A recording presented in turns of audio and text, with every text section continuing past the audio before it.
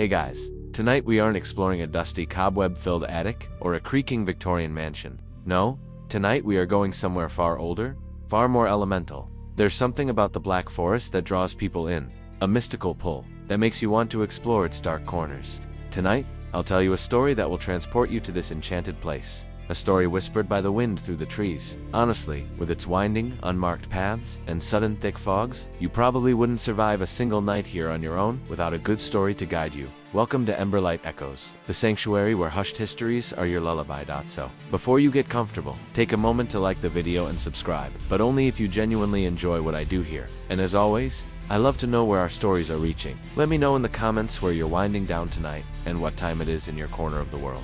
Perhaps you're listening from a humid evening in Singapore or a crisp, clear morning in the mountains of Colorado. Now, dim the lights, maybe turn on a fan for that soft background hum. And let's ease into tonight's journey together. Imagine, if you will, a forest. But not just any forest. Erase the image of a friendly local park or a sun-dappled wood.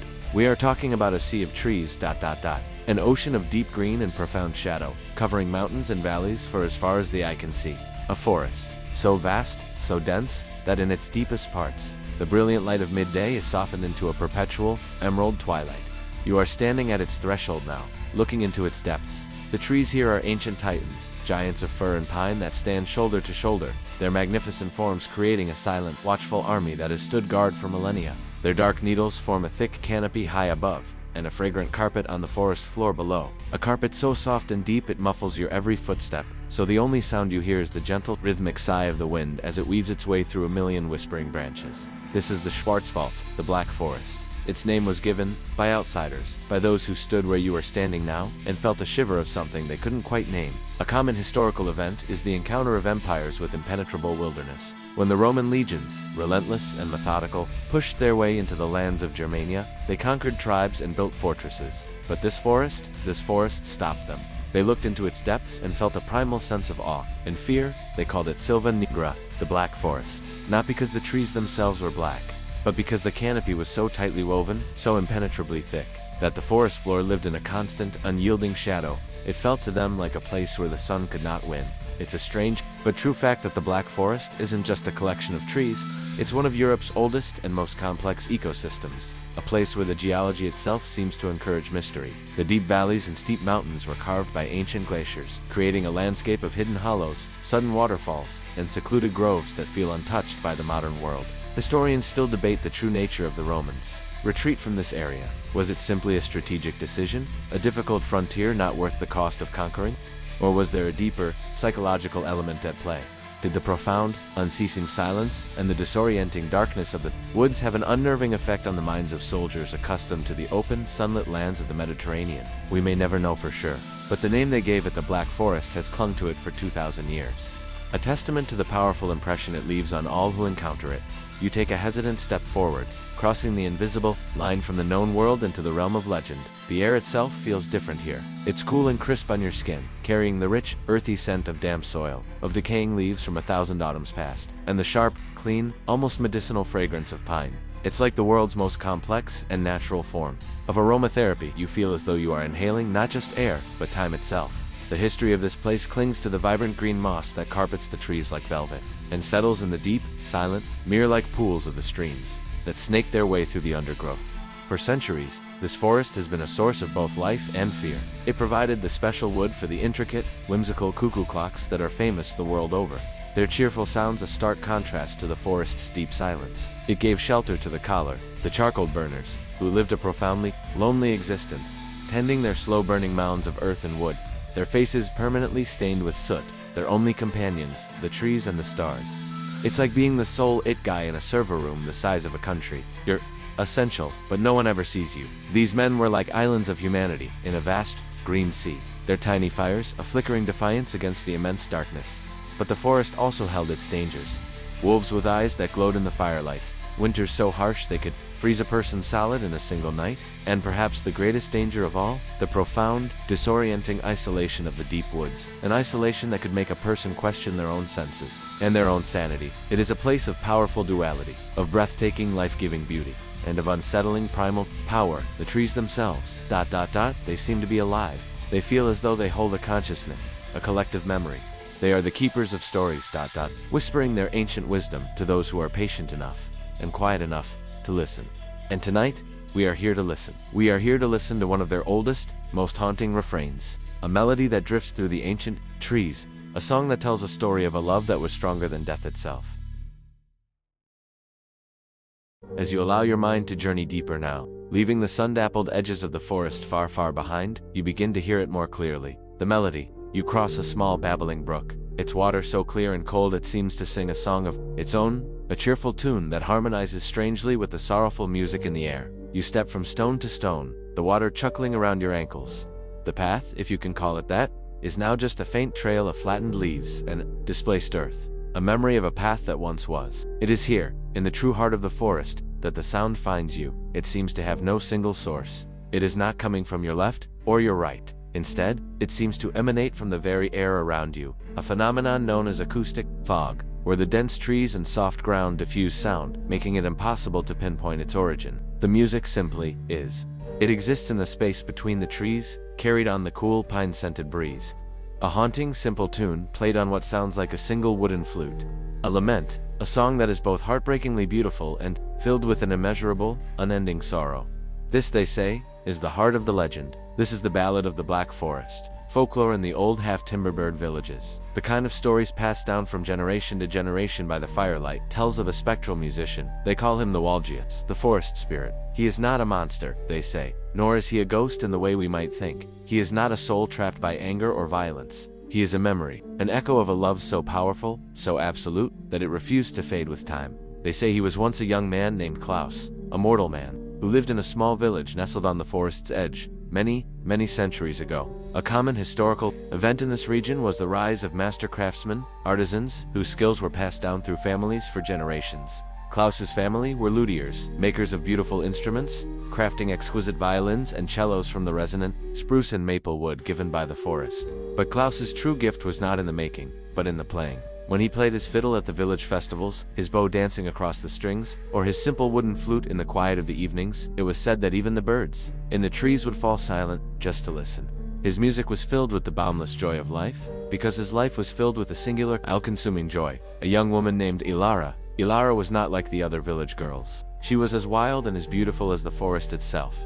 Her hair was the color of dark oak after a rain, and her eyes held the deep, mysterious green of the forest canopy. She knew its paths, its secrets. She knew where the wild strawberries grew, in hidden sunny patches, and where the rarest lady slipper orchids bloomed in the dappled sunlight. She did not fear the forest. She was a part of it.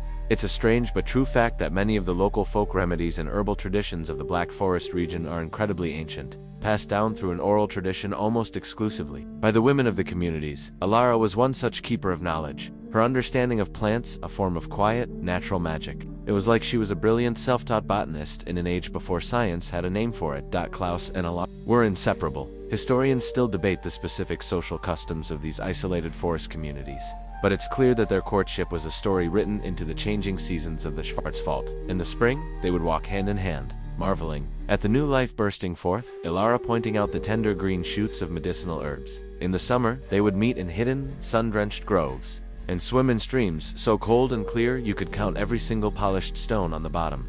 In the autumn, they would gather mushrooms and berries, their laughter echoing through the golden-hued trees, and always, Klaus would play for her. His melodies were a conversation, a way of telling her things his simple words could not express. He played the light in her eyes, the warmth of her smile, the gentle, confident way she moved. His music was her. It was the sound of her spirit, translated through his heart and his hands. He didn't need a sports car or a fancy job to impress her. He just needed a piece of wood that could sing. But the forest, in all its magnificent beauty, is also treacherous. It is a place of sudden changes. One autumn afternoon, a thick, sudden, and unnatural mist rolled down from the mountains. It was a fog so dense it swallowed the world whole, turning familiar paths into a bewildering gray maze. Ilara, who was out gathering mushrooms for the evening meal, was caught in its disorienting silent embrace. The village waited, Klaus waited, his heart a cold stone in his chest. But she never returned. Klaus was consumed by a grief that hollowed him out, leaving only a shell. He searched for days, then weeks, calling her name until his voice was a raw, broken whisper, his calls answered only by the sighing of the trees. Finally, in his desperation, he took up his flute and walked into the forest, vowing not to return until he found her. He began to play. Not the joyful tunes of their courtship, but a new song, a lament, a long, sorrowful ballad that was both a plea for her return and a map of his love, each note a cherished memory. He was never seen again, but his music remained. Legend says that his spirit became one with the forest, forever playing his haunting ballad, a song of searching. It is said that travelers who are lost can sometimes follow the melody to find their way back to safety. But for others, those with a heavy heart, the music draws them deeper in, a siren song of shared sorrow. As you wander, now, through these silent, ancient trees, the ballad seems to become more vivid, more real, as if its spectral player is just beyond the next rise, forever searching for his lost love. The Ballad of Klaus is not the only secret these woods keep. In fact, his sorrowful tune acts as a key, unlocking a deeper level of awareness within you. As you allow the faint ghostly melody to guide your journey, you find yourself becoming more attuned to the forest's other whispers. The forest hides countless stories, ancient histories, waiting for a quiet mind to uncover them. It is no longer just a collection of trees, but a library of silent, forgotten tales. You drift now, your footsteps making no sound on the soft earth, past a collection of massive moss-covered stones. They are almost hidden in a small circular clearing, placed in a deliberate pattern that feels both alien and deeply familiar. They are huge, their gray, weathered forms like the sleeping shoulders of buried giants. This is a forgotten place of power, a pre-Roman site of worship where the ancient tribes who lived here for thousands of years would have honored the old gods of the hunt and the harvest. A common historical event across pre-Christian Europe was the creation of these megalithic structures, their true purpose still a source of intense academic fascination. You can imagine Klaus and Alara knowing these stones, perhaps meeting here in secret, away from the village. You can picture her, with her deep knowledge of the old ways, tracing the faint, spiraling carvings on their surface with her fingertips. The air feels different in this place, heavy with the weight of forgotten rituals and the energy of millennia. You feel a deep sense of peace, and of reverence. The flute music seems to hang in the air here, as if paying its respects. You move on, and the ballad guides you away from the clearing, deeper still. You find the crumbling stone foundation of a small, square hut, so old it has almost been completely reclaimed by the forest floor. All that remains of a charcoal burner's life. It's a strange but true fact that for centuries, the Black Forest was a major industrial center for charcoal, a lonely and dangerous profession essential for the iron forges of the region. Men, known as collar, would live in these woods for months, even years at a time, tending their slow-burning mounds of earth and wood, rarely seeing another human soul. Imagine the profound loneliness of such a life. Imagine sitting in this small hut night after night, the only light from your fire, the only sounds the crackle of the wood and the distant howling of a wolf. It's the 18th century equivalent of working on a remote Arctic research station, except your only company is the constant, unnerving feeling of being watched by the trees. What stories did these men tell themselves during the long, dark nights? Did they too hear the searching Ballad of Klaus, and wonder if it was the wind, or something more? Did the mournful tune offer them a strange sort of comfort, a reminder that they were not the only lonely soul in these deep woods? Historians still debate the psychological effects of such prolonged isolation on the collar.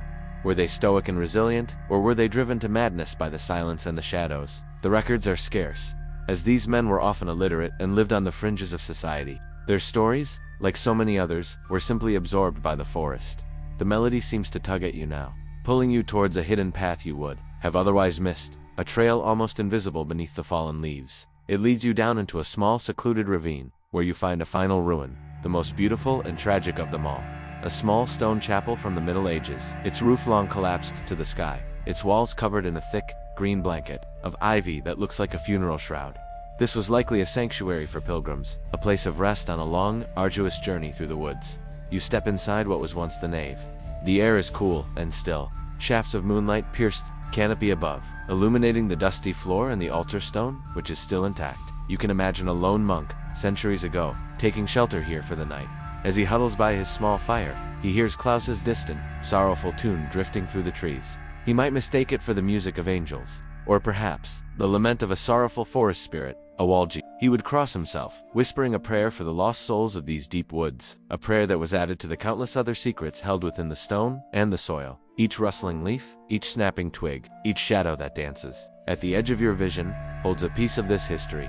The forest remembers everything. It remembers the Romans who feared it. It remembers the charcoal burners who worked in it. It remembers the pilgrims who prayed in it. And it remembers the lovers who were lost to it. Klaus's ballad is not just his story. It is the forest's story, a melody woven from all the lives it has witnessed. A song that holds all of its secrets in its beautiful, haunting notes. You leave the small, ruined chapel behind, its silent stones now just another memory absorbed into your journey. The path forward is no longer clear, but it doesn't need to be. You are not trying to get anywhere in particular. You are simply being you are letting the faint, distant call of Klaus's ballad guide you, not as a map, but as a companion. You find yourself in the heart of a silent grove, a place that feels older, somehow, than the other parts of the forest. The trees here are the true titans of the Schwarzwald. Their trunks are thick and gnarled, their bark like the wrinkled skin of some ancient, sleeping being. Their highest branches seem to scrape the stars, and the canopy they form is so complete that the world below is bathed in a profound, green-tinted silence. The air is completely still. The only sound is that deep, gentle hum, and the faint, almost imagined echo of the spectral flute.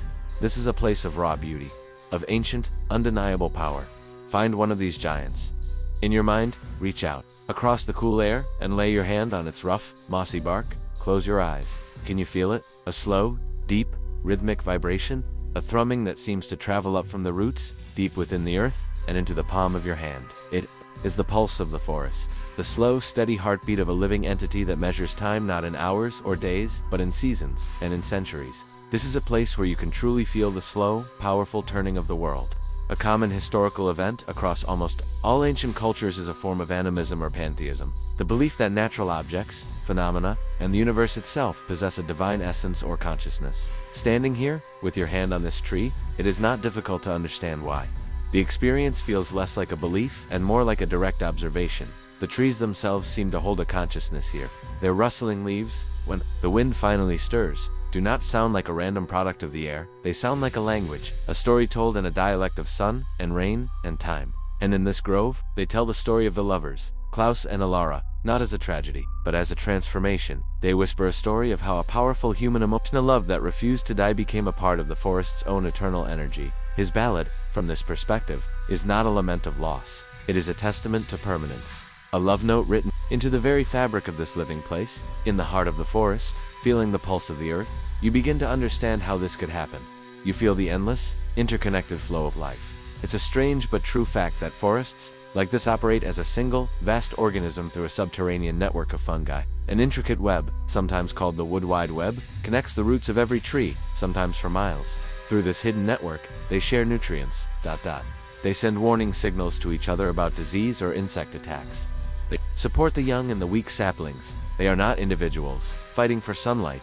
They are a community, a family, bound together in a silent, underground conversation that has been going on for eons. It's like the most advanced, organic, and impossibly complex social network on the planet, operating on a timescale we can barely comprehend. It makes our own internet look like a clumsy, temporary toy. Historians and scientists still debate the full extent of this arboreal communication. How complex are the signals? Do they constitute a form of intelligence?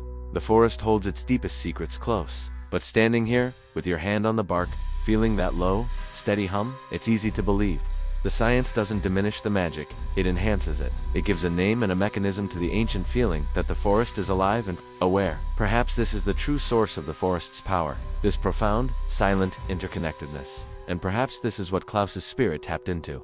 His love for Alara and the grief of her loss was so strong that when his mortal body faded, his consciousness did not dissipate. Instead, it flowed into this ancient network, his music becoming a new kind of signal, his soul becoming a part of the forest's own song.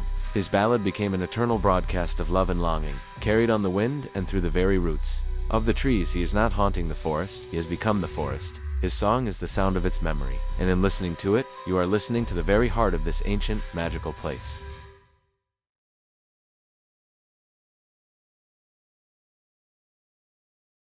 Let us leave the ancient grove now, with its silent, knowing trees, and turn our minds back to the man who became its song. Let us return to Klaus. We left him in a state of profound, shattering grief.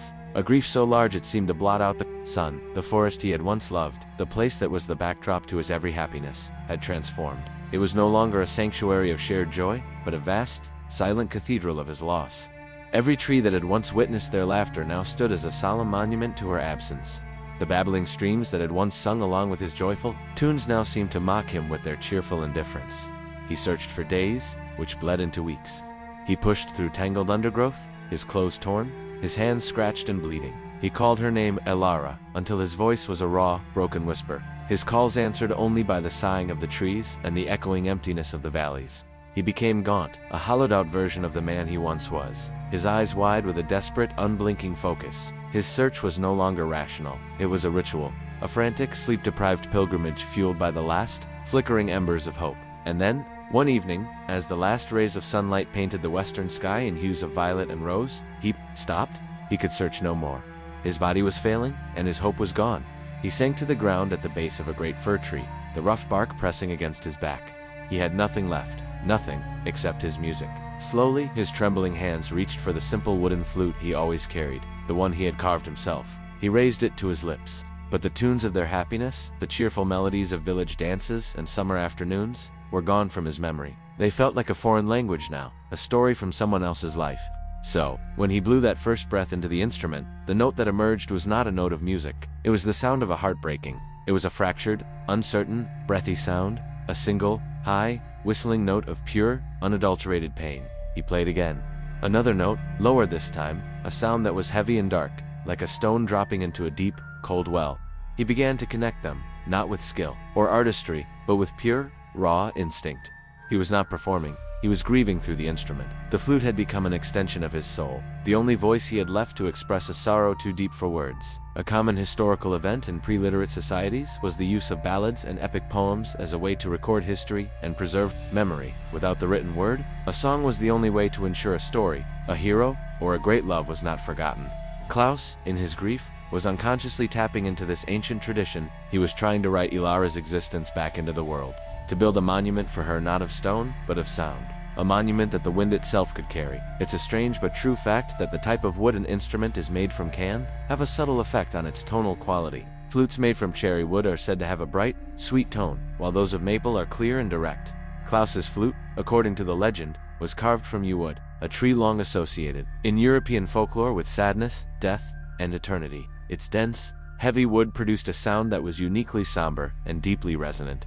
A sound perfect for a lament. He sat there for hours, or perhaps days, the passage of time becoming meaningless.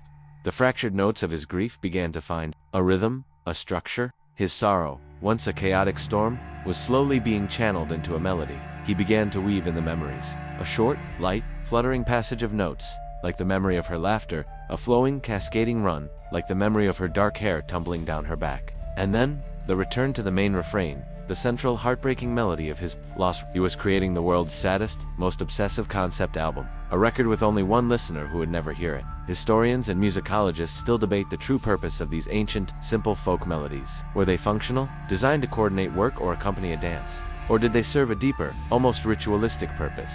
To process collective grief? To mark the turning of the seasons? To embody a community's shared emotional landscape? In Klaus, we see the very birth of such a song. A piece of music created, not for an audience, but as a necessary act of survival for the soul. He played, and as he played, the world around him ceased to matter. He no longer felt the cold seeping up from the ground. He no longer felt the ache of hunger. He was becoming less of a man and more of an instrument himself, a vessel for this one, all-consuming song. He eventually rose to his feet and began to walk, still playing, disappearing into the deepest, most secret parts of the forest, leaving only his haunting, beautiful ballad to echo forever in the woods. And now, the story is told. The faint, searching melody of the Black Forest, the Ballad of Klaus, begins to soften, to transform. Now that you understand its source, now that you feel its connection to the living forest, it is no longer a lament for a lost love, but a lullaby sung just for you. Let the memory of that melody guide you now, not deeper into the woods, but deeper, into a state of peaceful, comfortable slumber. You can begin to feel your awareness drifting. You are no longer standing in the ancient grove, but you carry the feeling of it with you. You carry the profound peace of the forest in your heart. Embrace the magic, the mystery, the ancient, quiet beauty of this enchanted place. Feel the cool, clean forest air as you breathe in, filling your lungs with a deep sense of calm, and feel the gentle release of the day's worries as you breathe out. The path before you is soft now, a memory of a trail carpeted with centuries of pine needles. The towering trees stand as silent, gentle guardians, watching over you as you rest. Their branches form a protective canopy over your head. You are safe here. You are at peace. Let the specific images of the forest begin to blur, to soften at the edges. The sharp outline of the ruined chapel, the dark forms of the ritual stones, the sad eyes of Klaus. Let them all melt away, like watercolor paintings. In a gentle rain, they are no longer distinct images, but a single, blended feeling of history and tranquility. A common historical event is the slow fading of memory into legend, and of legend into dream. That is what is happening now. The story is becoming a part of your own peaceful dreamscape. There is no need to walk any further. There are no more secrets to uncover tonight, no more ruins to explore. There is only the profound stillness of this ancient, sleeping woodland, a stillness that you now carry within yourself. Each rustling leaf you remember is a whisper, telling you to rest, to let go, to drift. Each shadow you recall is no longer menacing, but a soft, warm blanket, inviting you to surrender to sleep. It's a strange but true fact that deep restorative sleep is governed by our brain's ability to let go of the sensory input of the day and enter a state of peaceful disengagement. The story has served its purpose. It has given your mind a place to wander, a gentle focus to hold, allowing your body the time it needed to relax completely. It's like giving a restless child a beautiful, intricate toy to play with until they are so calm and focused that they simply drift off. Historians still debate the true meaning of countless ancient myths and folk tales, but perhaps their original purpose was always this simple, this profound: to be a gentle guide, a soft hand to hold as we make the nightly journey from the world of consciousness into the mysterious, restorative world of dreams. That the Ballad of the Black Forest has soothed your soul. Let its gentle echo be the last sound you hear, as you surrender to the quiet, as you drift into your own deep, peaceful, and restorative sleep. The forest has shared its oldest secret with you, the secret of its eternal, unwavering peace. And now, it is yours to keep. Rest now. The stories have been told. Let the silence that follows the music be your final comfort. There is nothing left to do, nothing left to think, just the gentle rhythm of your own breathing. In, and out, let go, and sleep. Asterisk. The last echo of the forest fades. The light from the fire in the small cabin is now just a warm, soft glow behind your closed eyelids. The scent of pine and damp earth dissolves into the familiar comfort of your own pillow. The great dark trees of the Schwarzwald become gentle, protective shadows in the back of your mind. They stand guard over your sleep tonight. You are safe, you are comfortable, and you are deeply, deeply at peace. The weight of your body is a pleasant, grounding sensation, a reminder that you are at rest. The boundary between the story and your own dreams is dissolving now, becoming one. There is only this moment, this quiet, this deep, effortless stillness. Let your thoughts drift away like clouds across a midnight sky, leaving behind only clear, calm, peaceful emptiness. There is nothing left to do now but sleep. Sleep, sleep. End of script. Sweet dreams.